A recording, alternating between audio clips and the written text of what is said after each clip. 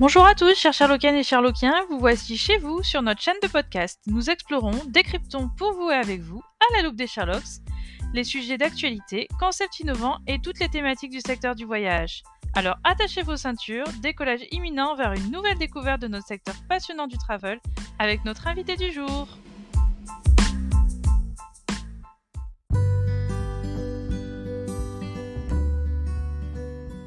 Bonjour à tous, vous êtes sur les Sherlocks du voyage. Aujourd'hui, on reçoit Frédéric Lisée, le fondateur du NEC. Alors, New Explorer Challenge, ça veut dire NEC. Alors, bonjour Frédéric. Hello Mélanie, bonjour.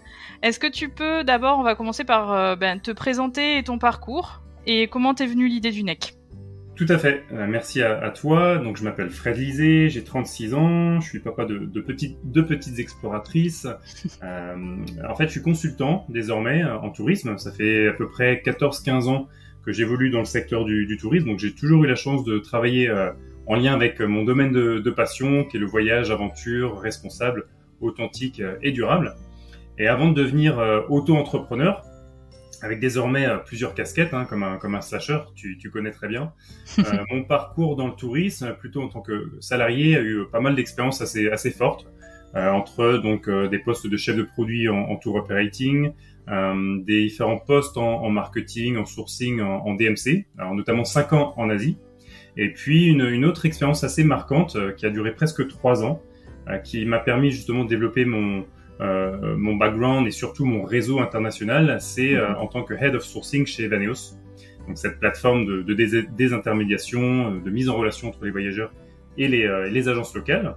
Donc expatrié 5 ans en Asie, et j'ai travaillé aussi, ça c'est important dans mon parcours, ce qui m'a permis aussi d'ouvrir un peu mon esprit sur d'autres cultures. C'est 3 expériences pour des entreprises australiennes, dont le groupe Intrepid Travel, qui est un peu le leader mondial pionnier sur le voyage aventure responsable, et qui était, la petite anecdote, l'entreprise que j'avais vraiment ciblée, qui me faisait rêver quand je terminais mes études. D'accord. Donc voilà, et à ce jour, j'ai pas mal voyagé, j'ai exploré 62 pays, je crois. Ah oui. Donc c'est un gros voyageur et explorateur. Tout à fait. Donc vraiment passionné par les expéditions outdoor, les stages de dépassement de soi aussi. Vraiment dépassement de soi, les voyages communautaires, donc ce qu'on appelle en anglais les community-based tourism projects, et aussi projets de tourisme disruptif, comme j'ai connu justement en plateforme digitale marketplace chez Evaneos. Et puis plus récemment, donc, on va dire que ça fait à peu près 2 ans que je suis à mon compte en tant que consultant. Et puis ce que j'ai souhaité aussi, alors on était 3 personnes au départ à la création du premier collectif de consultants spécialisés en tourisme, Away We Go, il y a un petit peu plus d'1 an, pour justement se réunir, renforcer la notoriété, en tout cas l'image du consulting pour les métiers du tourisme. T'as un parcours qui est assez éclectique, avec plein de choses que tu es plutôt un slasher, t'aimes faire plein de choses et du coup t'as une vision assez large, et ce qui est intéressant, c'est aussi peut-être ta vision de ce qui se fait aussi dans les entreprises qui sont pas forcément françaises sur le voyage d'aventure. Donc ça on va peut-être en reparler. Est-ce que ça a pu... comment t'es venue l'idée du NEC, du coup? Et est-ce que, justement, tes expériences avec des opérateurs à l'étranger ont aussi été, à quelque part, des déclencheurs un petit peu de cette idée? Exactement. C'est vrai qu'on parlera peut-être un petit peu plus tard de différentes entreprises qui m'ont inspiré, mais ça a été le cas. Je parlais d'Intrepid notamment tout à l'heure. Encore une fois, c'est un pionnier sur pas mal d'axes du tourisme durable. Pour la petite info, j'en reparlerai plus tard, mais en 2015, ça a été le premier tour opérateur dans le monde à bannir les treks à dos d'éléphant. Alors aujourd'hui, pour ceux qui travaillent dans le voyage authentique et responsable, comme nous, ça peut paraître assez évident, mais voilà, c'était le premier opérateur à le faire, suivi de plein d'autres actions, et du coup qui inspire les pairs dans le tourisme. Parce que l'idée aussi, c'est pas seulement d'en faire du marketing, c'est d'inspirer les autres à suivre un petit peu cette voie vers un tourisme plus responsable. Donc pour revenir au NEC, effectivement, il y a quelques entreprises qui m'ont un peu inspiré, j'en reparlerai tout à l'heure, mais globalement, comment l'idée est venue, c'est pendant le premier confinement. Il y a 2 ans, j'avais perdu mon contrat de consultant à l'époque. On va dire qu'officiellement, c'était un peu mon premier contrat de longue durée en tant que consultant. J'étais Head of Sourcing, donc un peu comme le poste pour Evaneos, mais en tant que consultant, puisque c'était une start-up australienne. Il y avait un chouette projet d'expatriation aussi à Melbourne, avec ma petite famille. Malheureusement, tout ça est tombé à l'eau, bien sûr. Comme pour beaucoup, il a fallu prendre du recul, s'adapter. Donc, me concernant, printemps-été 2020, j'ai travaillé sur des masterclass et des séminaires pour les écoles de tourisme. Donc, j'ai passé beaucoup de temps sur ça, avec plus de 600 slides de masterclass, justement, à destination des étudiants de la nouvelle génération du tourisme. Et j'avais vraiment cette envie de les faire réfléchir à l'évolution du tourisme responsable, sans oublier la dimension internationale. Puisqu'à l'époque, faut se rappeler qu'on parlait beaucoup courant 2020 sur l'arrêt du tourisme international. On savait pas combien de temps ça allait durer. On parlait des micro-aventures essentiellement pour les Français en France, pour les Australiens les close to home adventures. Donc en gros les Australiens qui restent aussi sur leur territoire. Alors eux ils ont été leurs frontières ont été fermées pendant plus de 2 ans. Et voilà, donc j'avais déjà anticipé. On n'avait pas vraiment de visibilité, mais j'avais anticipé sur une reprise aussi du tourisme international, mais avec une meilleure façon de voyager globalement et en m'adressant à la nouvelle génération. Donc c'est comme ça que l'idée du NEC est venue. Et si tu veux, mon goût pour les challenges et le dépassement de soi, ça m'a amené à créer ce concours national inter-étudiants et inter-écoles, donc le New Export Challenge, et donc qui appelle les jeunes, la nouvelle génération, à innover pour un tourisme plus éthique et un impact positif. La question que j'avais envie de te poser aussi, c'est ta vision derrière ce projet finalement. Alors tu en as parlé, les valeurs que tu souhaites incarner et transmettre à la jeune génération par rapport à ce projet-là. Ouais, avant tout, c'était vraiment une vision ouverte sur tous les aspects du tourisme durable. C'est vrai qu'on entend beaucoup de personnalités dans les médias, dans le tourisme ou hors tourisme, parler effectivement de l'impact carbone, du côté néfaste de certains aspects, comme l'avion bien évidemment. Et c'est un ensemble beaucoup plus complexe. Moi, j'ai tenu justement à me sensibiliser, enfin en tout cas à me former un petit peu plus. J'en reparlerai je crois tout à l'heure, mais avec une formation qui s'appelle au sein du Global Sustainable Tourism Council, le GSTC, pendant 4 semaines. Donc tout ça, bien sûr, ça a contribué à la création du New Export Challenge, les critères, les valeurs. Mais globalement, c'est un projet qui se veut fédérateur, solidaire. Et donc entre la nouvelle génération du tourisme et les experts déjà en place. Parce que c'était vraiment cette intention. J'avais un petit peu plus de temps la première année. Donc sur le premier épisode, en tout cas la première édition du NEC 21, entre novembre 2020 et mars 2021, j'avais mis en place et j'avais tenu mon planning. J'avais fait avec une quinzaine d'experts du tourisme responsable et d'aventure des live talks hebdomadaires tous les mercredis soirs sur Instagram pour les étudiants, justement pour les inspirer, pour leur donner un petit peu aussi des clés au moment où ils brainstormaient sur leur projet du NEC 21.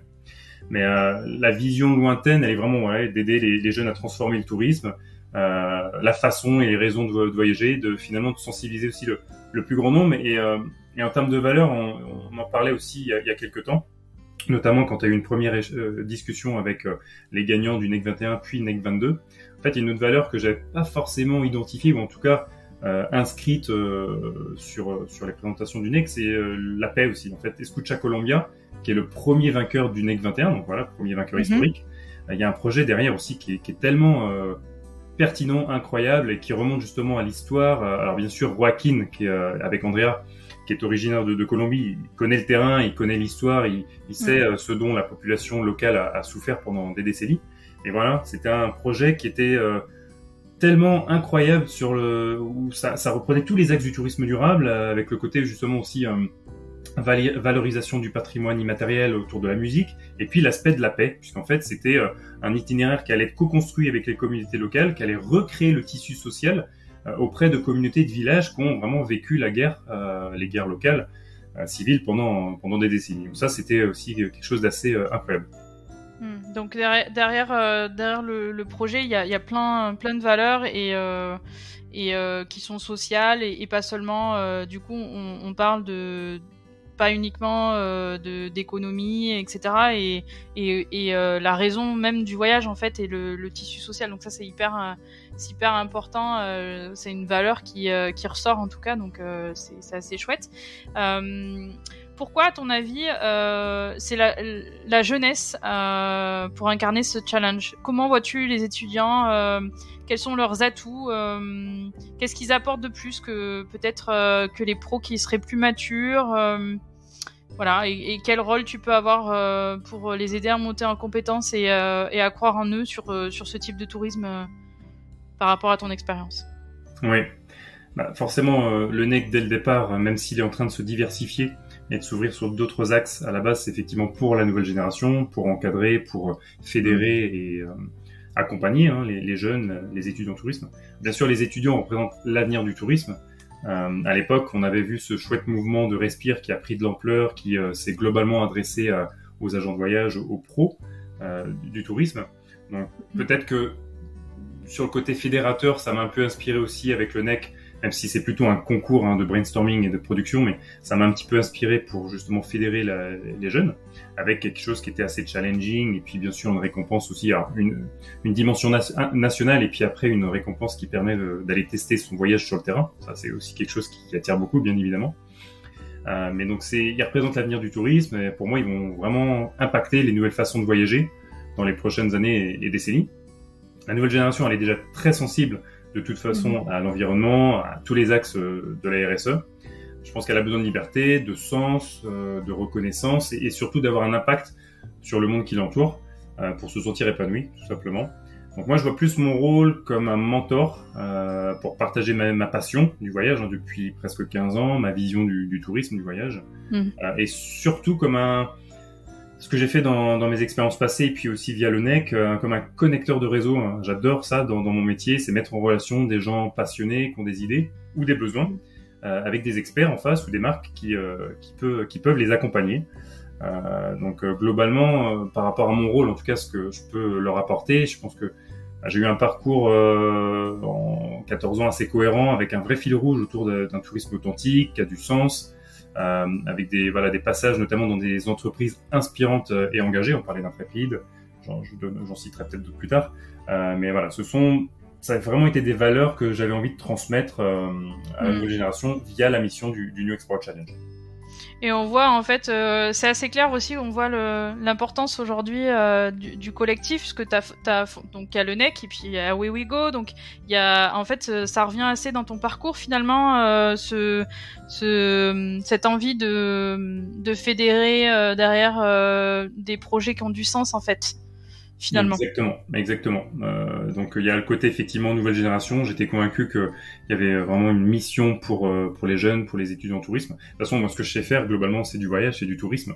Je ne prétends pas avoir forcément d'autres compétences. Et c'est aussi pour ça qu'au-delà du côté fédérateur, moi, je connais pas mal de personnes qui ont monté des projets aussi inspirants, qui l'ont toujours dit, et c'est ce que j'ai ressenti dès le départ. C'est aussi de se faire accompagner par des experts. Voilà, il y a certaines compétences qu'on n'a pas forcément, ou on a besoin de compléter un peu cette vision, avoir un peu plus de complémentarité. C'est pour ça que dès le départ, j'ai souhaité m'entourer des bonnes personnes. En fait. Alors on va parler plus de la partie organisationnelle en fait du projet. Est-ce que tu peux nous raconter comment tu sélectionnes les prétendants et ensuite les gagnants, les critères et les différentes étapes ? Ouais, pas de souci. Comme je te le disais, en fait, le NEC, le New Export Challenge, il est devenu un peu le concours national annuel de référence de production de voyages engagés à impact positif. Alors, en anglais, je le reprends toujours, souvent, régulièrement auprès des étudiants. C'est une des expressions anglo-saxonnes que j'ai reprise, en tout cas qui m'inspirait aussi pour le NEC. C'est « Use travel as a force for good and positive change ». Donc voilà, c'est quelque chose que j'ai découvert à l'époque dans le groupe Intrépide. J'ai fait plein de belles connaissances, j'ai découvert beaucoup de projets incroyables, solidaires sur le terrain. Et donc pour revenir au NEC, en fait, il est composé de plusieurs étapes. Il y a des différents événements dans les écoles, des sélections régionales, donc par campus, par ville, tout au long de l'édition, en fait, qui dure globalement 4 mois, jusqu'à la finale nationale. Donc, en 2020, à l'origine, comme je te l'ai dit tout à l'heure, il a fallu m'entourer. Bien sûr, j'en ai parlé à mon réseau, j'ai réussi à avoir des entrées dans la majorité des écoles de tourisme et j'ai constitué un jury d'experts. Donc, je peux te citer, on va dire, les personnes principales de ce jury. Il y a Julien Buot, bien sûr, de ATR. Il y a Marie Lantaz, qui est l'ancienne directrice de l'Esquelette et qui est désormais donc consultante en tourisme, en formation et qui fait aussi partie du board du collectif Away We Go. D'accord. Il y a Éric Ballian, donc directeur général de Terre d'Aventure et surtout en tant que partenaire principal du NEC 22, la 2e édition. On reviendra peut-être dessus tout à l'heure. Chloé Lisée, ma femme, avec qui je travaille sur différents projets, notamment le collectif. Et puis quelqu'un qu'on connaît peut-être un petit peu moins, mais elle est vraiment pertinente. Elle est venue nous faire un atelier justement la semaine dernière dans le collectif. C'est Alexandra Micha aussi, qui est directrice Sustainability, qui est consultante Travel Life, qui a fait une formation aussi climat sur la formation d'Al Gore. Elle est ultra pertinente et elle m'aide énormément depuis le départ en fait à analyser les dossiers, à vraiment avoir une vision assez pointue sur tous ces sujets-là. Donc moi c'est sûr je viens avec l'animation globale, les réseaux sociaux, mais derrière il y a vraiment des experts. Donc ils m'aident à noter les dossiers à chaque étape, surtout à la finale on va dire, à l'aide d'une grille de critères que j'ai créée il y a 2 ans, qui avait été validée en fait par les écoles et ses différents mentors.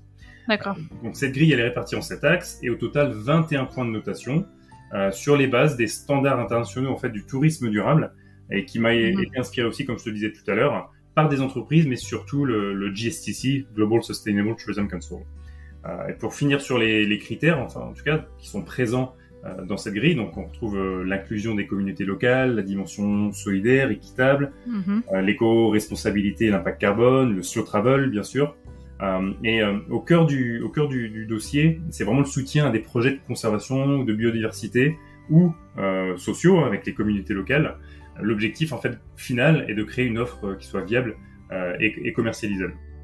Donc, alors je suis un peu curieuse du coup, et peut-être que d'autres le sont aussi. Est-ce que tu dévoiles ces critères à quelque part ou pas ou... Si, parce que c'est sûr que je me suis posé la question au départ, mais comme c'est une grille qui est quand même assez pointue, assez complexe, alors bon, elle est venue de mon expérience au départ et encore une fois, tout ce qui m'a inspiré, elle a été validée par les experts, comme Alexandra, dont je parlais tout à l'heure. Elle a été un petit peu rectifiée, bien évidemment, à l'époque. Et si tu veux, comme c'est un projet, d'une part, assez complexe, la période est assez longue, c'est 3-4 mois de travail. Alors, les étudiants travaillent pas pendant 3 mois en général. Soit c'est un événement qui est vraiment confirmé avec une école où j'interviens comme prestataire externe en quelque sorte. Je les aide et ils ont 10 jours pour travailler sur le sujet. Ou alors ce sont des étudiants qui sont plus volontaires comme Alex Caët et qui vont choisir pendant cette période d'y allouer 1 semaine ou 2 semaines parce que bien évidemment ils ont plein de projets en parallèle. Donc c'est pour ça que toutes ces raisons ont fait que j'avais besoin d'être transparent dès le départ et comme en fait si tu veux derrière il y a aussi la réalisation d'un voyage qui se fait et puis on va en parler, on va aller plus loin avec la mise en place de ce projet. Eh ben, c'est assez costaud effectivement comme critère. Donc j'avais besoin dès le départ, en tout cas à chaque fois que je commence la nouvelle édition en octobre et que je fais des conférences en masterclass dans les écoles, oui, à l'issue, je partage de manière transparente effectivement la grille de critères. D'accord, mais c'est dédié à ceux que tu accompagnes et justement qui font appel à ton expertise. Tout à fait, c'est donc ça permet au jury de noter les dossiers et puis effectivement en parallèle, d'une part les étudiants y ont accès, donc ça va leur permettre de créer leur offre en conséquence et aussi ça va permettre aux relais dans les écoles, par exemple Alexandra aussi à l'ESCAET, d'aider les projets des étudiants pendant cette phase de 3-4 mois. D'accord, super. On vient d'en parler, c'était une de nos questions. Est-ce que tu travailles tout seul? Est-ce que tu es accompagné? Alors, ce qu'on comprend, c'est que tu es plus tout seul en début du projet et que l'accompagnement, il arrive plus à la fin avec d'autres interlocuteurs et des gens qui vont accompagner les projets. Voilà, je ne sais pas si tu veux rajouter quelque chose par rapport à ça. Non, effectivement, à la base, je suis le créateur du projet, pour toutes les raisons que j'ai citées tout à l'heure. C'est un projet qui est vraiment sorti de mes tripes et de mon expérience et de ma passion, surtout depuis plus de 10 ans. Donc, je suis le principal animateur. C'est vrai que à la base, c'est un projet qui est vraiment bénévole, qui me permet de partager cette passion et cette vision, avec beaucoup d'interventions, masterclass dans les différentes écoles de tourisme en France. Je t'en parlais tout à l'heure, et donc l'animation globale aussi sur les réseaux sociaux, principalement LinkedIn et Instagram.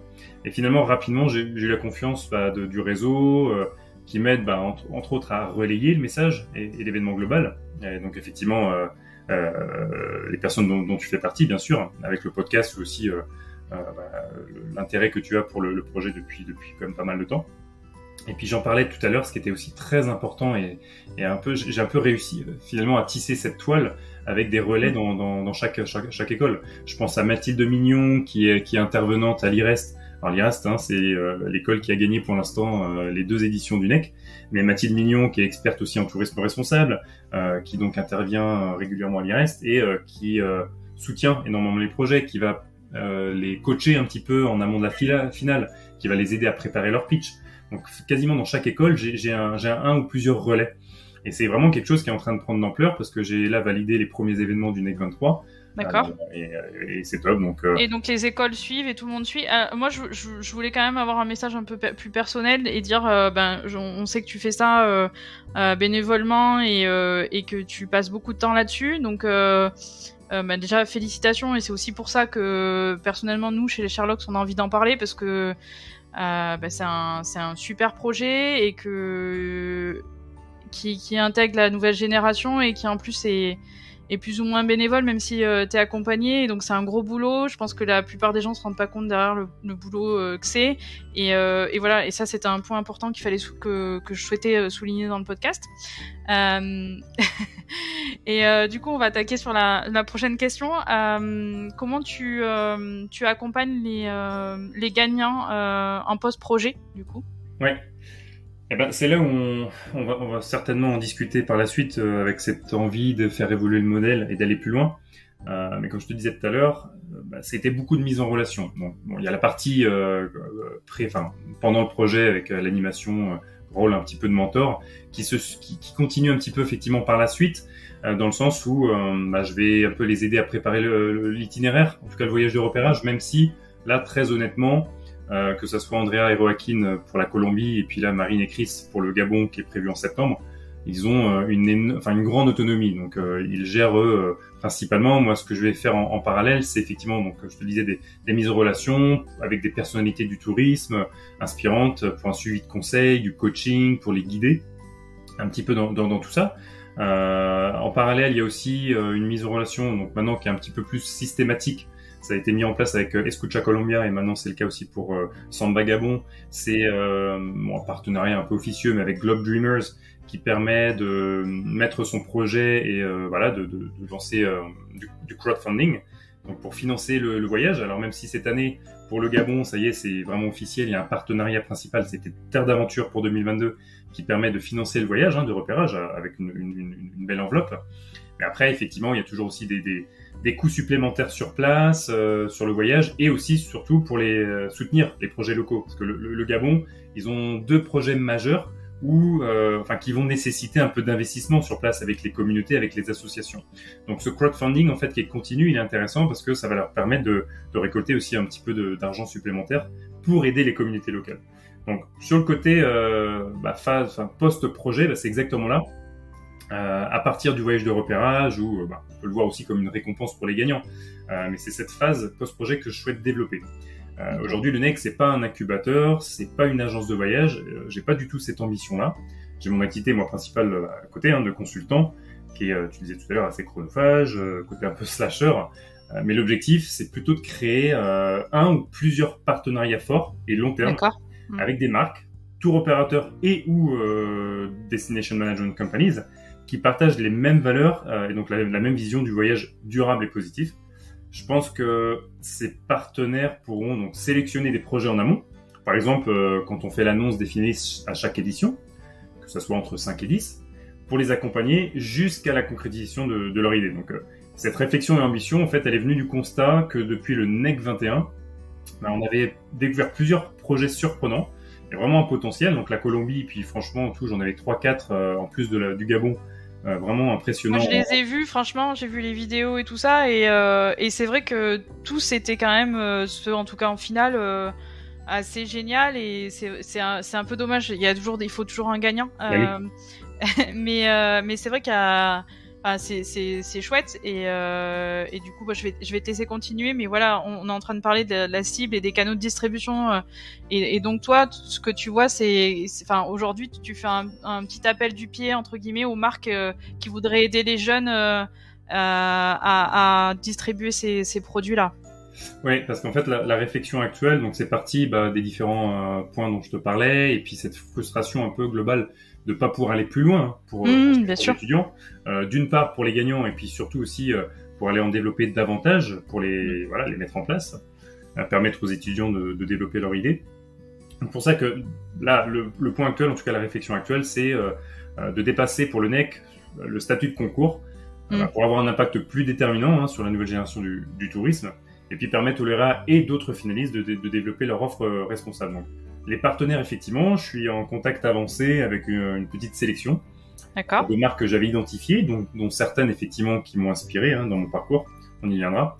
Mais la priorité, c'est qu'elle soit en phase avec la philosophie du NEC, bien sûr, ses valeurs, que les marques partenaires aient vraiment l'expérience de créer et opérer des voyages autour des mêmes critères, donc immersion, aventure, solidaire, éco-responsabilité.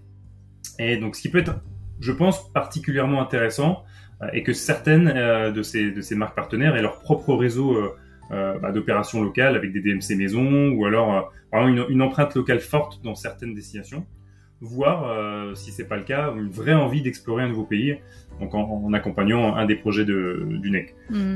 Donc en termes de distribution, parce que c'était ta question, globalement, c'est vrai que ça va être des voyages quand même durables, relativement alternatifs, donc qui ne s'adresseront pas, je pense, à la masse.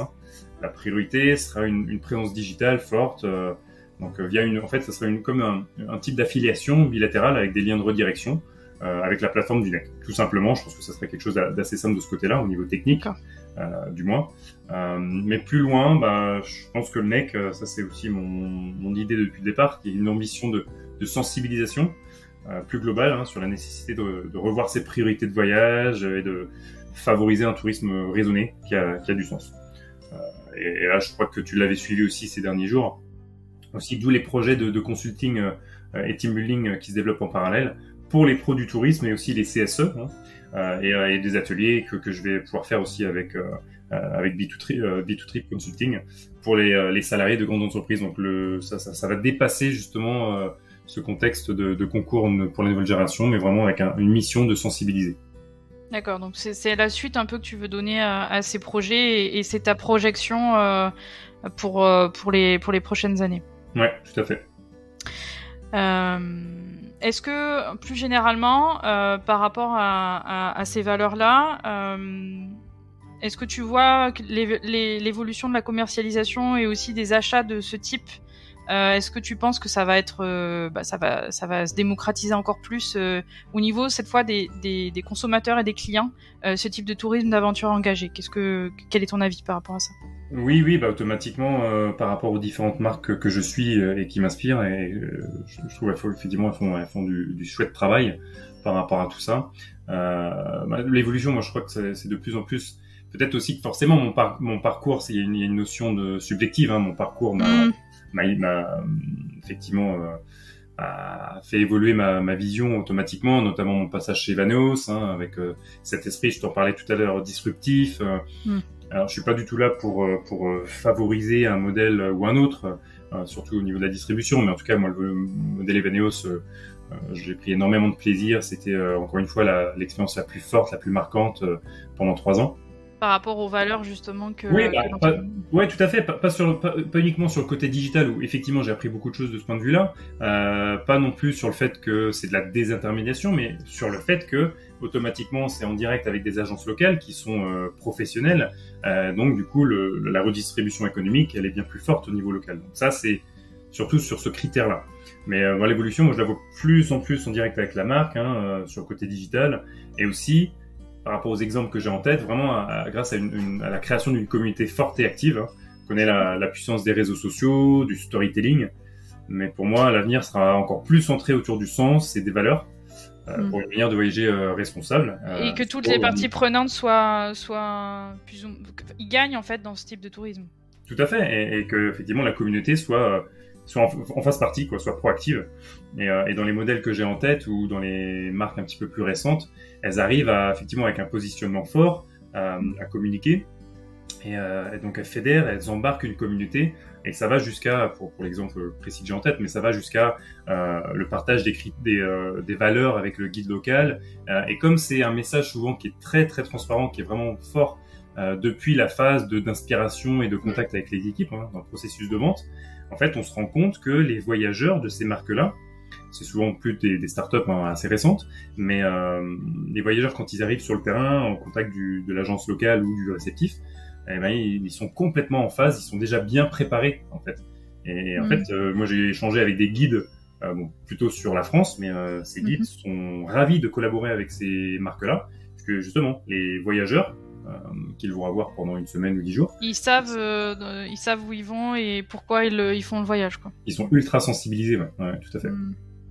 Et c'est peut-être ça, en fait, voilà, on parlait d'Evaneos et de la désintermédiation, donc après, ça, on peut en rediscuter.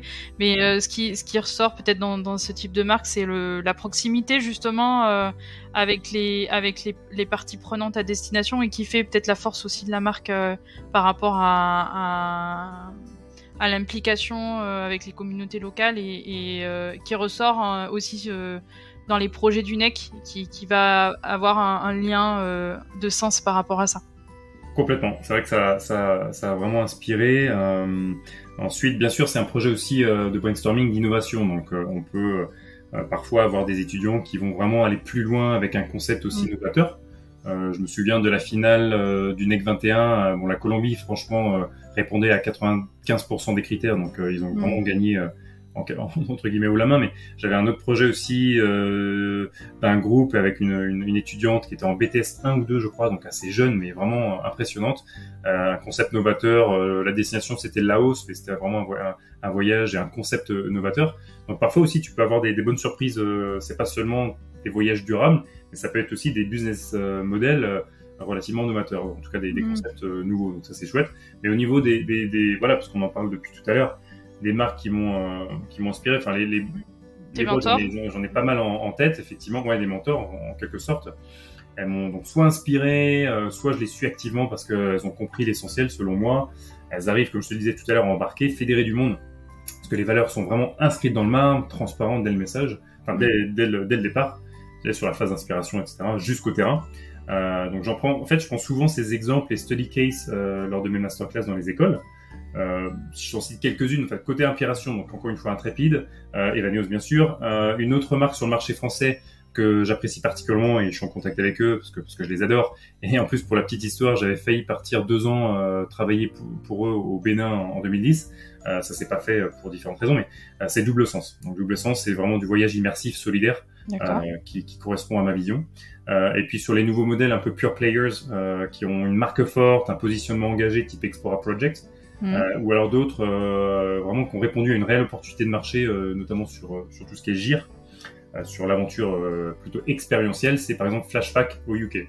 Flashpack, qui était la meilleure startup en 2019 en Angleterre, et qui a créé une communauté extraordinaire. C'est vraiment sur des voyages solo, c'est des boutique adventures sur un voyage solo pour les trentenaires, quarantenaires. Ah, je connaissais pas, c'est intéressant. Et j'adore aussi ce concept-là, quoi. Donc ouais, tu t'inspires, on voit que tes mentors, en fait, ils sont pas seulement sur le marché français et que tu as une vraie inspiration internationale de tout ce qui peut se faire finalement sur cette thématique-là. Sur la prochaine question, pour finir un peu l'interview, le NEC en 3 mots. Écoute, fédérateur, vraiment, depuis le départ, solidarité et impact. Et le mot de la fin, du coup, Fred, est-ce que tu as un message à faire passer aux étudiants ou aux pros du voyage peut-être plus âgés sur les valeurs qui te semblent importantes à porter dans le tourisme d'aujourd'hui et de demain, même si il y aura différents types de tourisme et toujours, parce qu'il y aura différents types de consommateurs également. Est-ce que tu as un message à faire passer par rapport à ça ? Effectivement, je te disais que maintenant, je pense qu'on a compris comment l'idée du NEC est venue, que je me suis inspiré de différentes choses, que effectivement le mouvement Respire aussi, je l'avais trouvé très pertinent et à un moment où les pros du tourisme en avaient besoin d'être solidaires. Tout à fait. Donc pour reprendre mon message de 2020, quand j'ai lancé cet événement, la création et la présentation du NEC, je pense qu'il est important d'être solidaire, de se former. Si tu veux, les périodes de crise et les périodes justement d'inactivité, elles sont propices à justement se former. Ça fait partie aussi justement des enjeux du tourisme durable, ou à l'inverse des barrières aux pros ou aux personnes qui ont justement un peu de réticence à aller plus dans un tourisme durable. C'est le temps, bon, c'est l'argent pour certains, c'est le temps. Mais justement, cette période d'inactivité a permis à certains, comme chez Kappa Club, avec Kappa Club, on avait lancé l'année dernière des formations tourisme responsable avec ATR à destination des agents de voyage. Parce que surtout pour les pros du voyage. Donc là, ça a été fait pour les agents de voyage. Donc, je pense que c'était un moment opportun. Se challenger globalement pour aller dans le bon sens. Moi, je crois au modèle et à l'esprit de coopétition, donc coopération et compétition. C'est un peu aussi l'esprit global du NEC. Et puis voilà, globalement, on vit sur la même planète.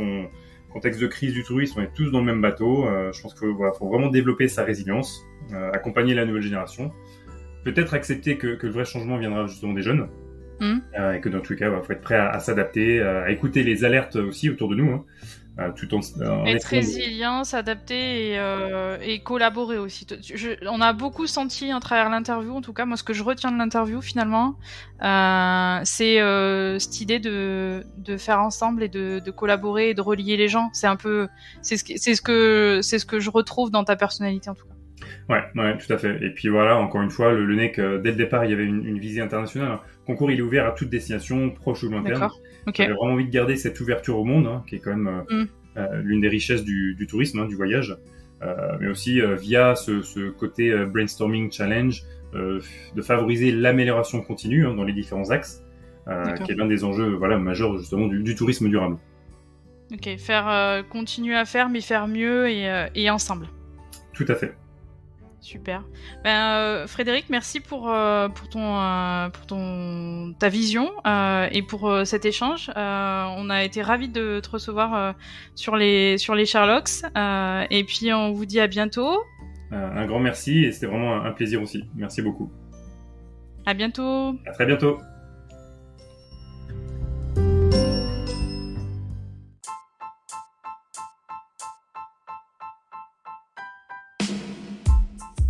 Chers Sherlockiennes et Sherlockiens, merci de nous avoir écoutés. Vous avez aimé cet épisode? Cela vous a été utile? Alors aidez-nous à diffuser ce podcast autour de vous. Comment? Tout simplement en vous abonnant, en partageant notre podcast sur les réseaux sociaux ou encore en nous laissant un avis 5 étoiles sur votre plateforme d'écoute préférée. Retrouvez-nous également sur notre site www.lessherlocksduvoyage.fr ainsi que sur nos pages LinkedIn, Facebook, Instagram et Twitter. D'ici là, on vous dit à très vite pour un nouvel épisode à la loupe des Sherlocks pour découvrir un nouvel invité passionné et passionnant du secteur du voyage. Sherlocks m'en votre!